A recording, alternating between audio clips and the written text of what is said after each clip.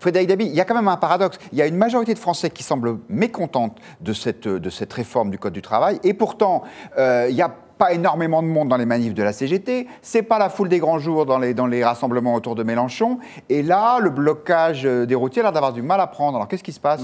Vous avez raison. On a les mêmes critiques entre cette loi sur le Code du travail que ce qu'on voyait au moment de la loi El Khomri, le sentiment d'une loi déséquilibrée, injuste, qui favorise plus le dirigeant d'entreprise que la protection des salariés. Pour autant, il y a une question de calendrier, de tempo. Ça arrive en début de mandat. Cette réforme était quand même dans l'offre programmatique présidentielle d'Emmanuel Macron, un peu comme ce qu'avait réussi à faire celui que Yves a appelé le faux dur Nicolas Sarkozy en début de mandat avec la loi TEPA, avec la réforme des régimes spéciaux, où il y a eu quand même des très fortes grèves extrêmement suivies, beaucoup plus fortement suivies que ce qu'on a eu ces dernières semaines. Je pense que c'est ça qui permet à Emmanuel Macron, en plus d'incarner celui qui peut réussir à transformer le pays et à appliquer son programme. Je le répète, c'est complètement inédit dans les enquêtes de l'IFOP depuis de très nombreuses années, de voir comme ressort de satisfaction à l'égard du chef de l'État, il va faire ce qu'il a dit ce qu'il va faire.